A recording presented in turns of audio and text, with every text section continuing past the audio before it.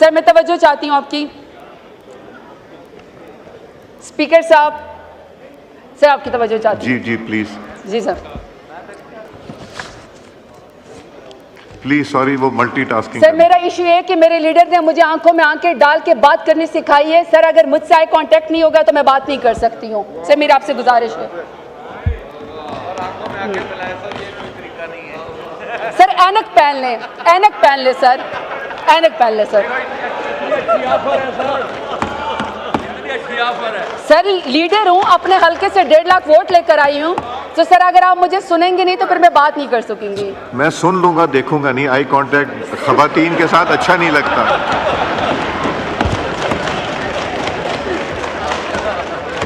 Sir 52% खवातीन को अगर आप इग्नोर करेंगे, अगर आप देखेंगे नहीं ना, तो सर फिर ऐसा ही होगा, सिलेक्टेड लोग यहाँ पे आएंगे। मैं किसी भी खातून की आंख में आंख डाल के नहीं देखता।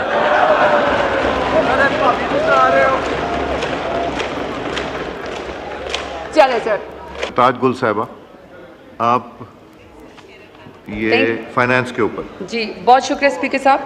सर ये मैंने ख़ुद फाइनेंस उसमें रेवेन्यू में सर मैंने डिमांड 41 में ख़ुद कोई 9 के करीब मैंने कट मोशंस दी हुई थी। तो सर मैं चूँकि यहाँ पे जी सर ये मैंने बेसिकली यहाँ पे इंटरेस्ट रेट पे कट मोशन दिया हुआ था। सर यहाँ पे इस वक्त 2018 में जब हमारी पीटीआई की हुकूमत थी सर 7.5% हमारा इंटरेस्ट रेट था। सर 2019 में ये 13.5% पे ऊपर चला गया, लेकिन सर अप्रैल 2022 में 9.75 पे हम इसको वापस लेकर आए।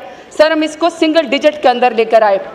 जैसे ही सर हम 9.75 पे रिजीम चेंज करके हमारी हुकूमत गिराई गई, सर पीडीएम जुलाई की 2022 में पहले ही साल की हुकूमत में सर ये 15% पे चला गया।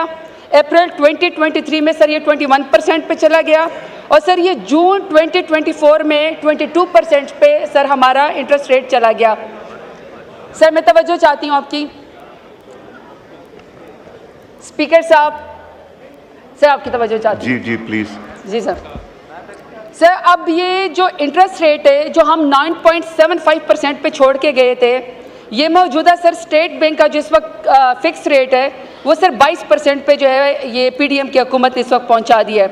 अब सर जो बैंक के अपने चार्जेस हैं वो भी कुछ परसेंट होते हैं। तो सर मेरा सवाल ये है कि अगर सर हमारा यानी कि जो इस वक्त हुकूमत का जो फिक्स रेट है वो सर 22% है, अगर उसमें बैंक के अपने चार्जेस मिला दिए जाएँ वो भी 6% 7% पे पहुँचते हैं, वो हो गए। फिर सर जब आप लोन लेने के लिए जाते हैं तो सर लोन में क्या होता है कि वो खुद आपसे ऐसी गारंटीज मांगते हैं कि सर वो आपको चीज़ें पूरी नहीं कर सकते हैं। प्लीज सॉरी, वो मल्टीटास्किंग। सर मेरा इशू है कि मेरे लीडर ने मुझे आंखों में आंखें डाल के बात करनी सिखाई है। सर अगर मुझसे आई कांटेक्ट नहीं होगा तो मैं बात नहीं कर सकती हूँ। सर मेरी आपसे गुजारिश है।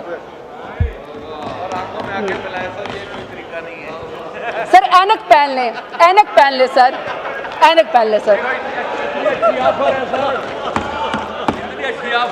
सर लीडर हूँ, अपने हल्के से 1.5 लाख वोट लेकर आई हूँ। तो सर अगर आप मुझे सुनेंगे नहीं तो फिर मैं बात नहीं कर सकूंगी। मैं सुन लूंगा, देखूंगा नहीं। आई कांटेक्ट खवातीन के साथ अच्छा नहीं लगता।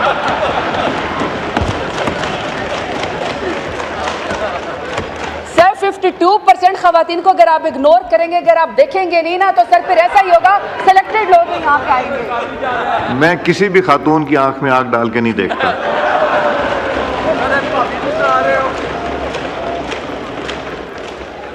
चले सर।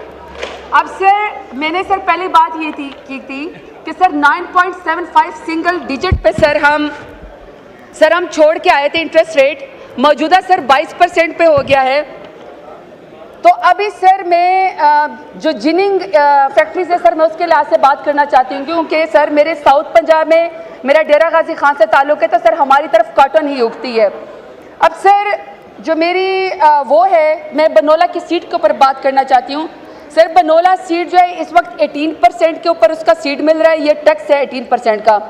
फिर सर जो उससे खल निकलती है, खल के ऊपर सर 10% उसका जो है वो इंटरेस्ट रेट है।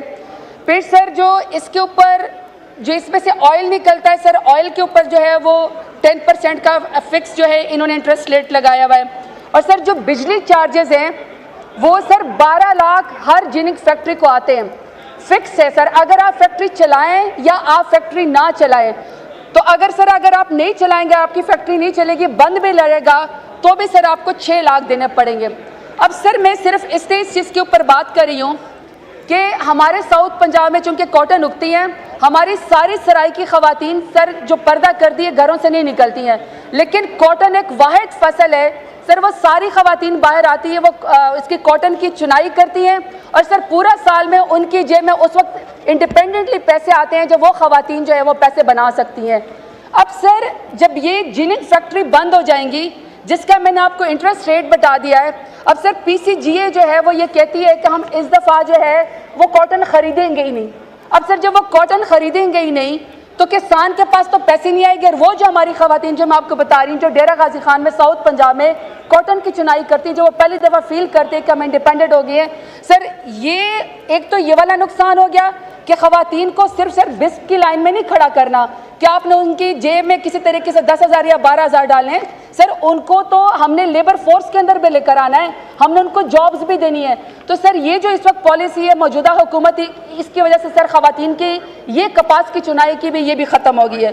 दूसरा सर कॉटन के रेशे से जो कपड़ा बनता है, टेक्सटाइल मिलें जो हैं, अब सर टेक्सटाइल मिलें बंद होने से ये आपकी जो और जो है सर वो जॉब की एम्प्लॉयमेंट जो है वो ख़त्म हो जाएगी। अब सर जब आपकी कॉटन मिल बंद हो जाएगी, जिनिक फैक्ट्री आपकी बंद हो जाएगी, सर आपकी टेक्सटाइल जो है जब वो बंद हो जाएगी इतने बड़े इंटरेस्ट रेट पे, तो सर ये बहुत मुश्किल हो जाएगा। पहले आपके सर 50% जो इंडस्ट्री है वो बंद है और 50% से ज़्यादा पार्शली सर आपकी बाकी इंडस्ट्रीज भी बंद हैं। तो सर 119% आपका इंक्रीज़ हो गया कि आपके मुल्क से एजुकेटेड नौजवान लड़के लड़कियां बच्चे बच्चियां ये मुल्क छोड़ के जा रहे हैं। इस साल में सर 15 लाख के करीब नौजवान आपका मुल्क छोड़ के चले गए हैं। लोग नकल मकाने पे मजबूर हो गए, लोग हिजरत करने के ऊपर मजबूर हो गए।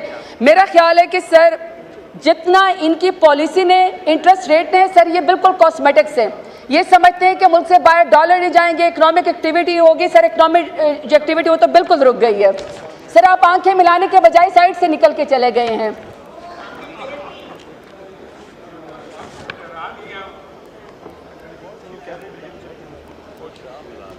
डिप्टी स्पीकर साहब, मैं इनके इंटरेस्ट रेट पे बात कर रही थी सर, चूँकि ये कट मोशन है इसलिए मैं बिल्कुल इसके ऊपर मुख्तसर बात करना चाहती हूँ कि सर यहाँ पे फेटफ के लिए भी मैंने यहाँ पे कट मोशन दिया हुआ है कि पाकिस्तान से अरबों खरबों रुपए जो है वो मुल्क से बाहर जा रहे हैं और वो अरबों खरबों रुपए की जायदाद के अंदर दुबई लीक्स निकल आती है सर 33 खरब की चंद खानदानों की, जिसमें मौजूदा हुकूमत भी शामिल है सर, उनकी जायदादें दुबई लीक्स के अंदर आ गई हैं। अभी तक सर हमें ये नहीं बताया गया कि दुबई लीक्स में जो ख़ानदान है उनके बारे में पाकिस्तान ने क्या जो है फेटफ के कवानीन के तहत कोई चीज़ सर इन्वेस्टिगेट की है।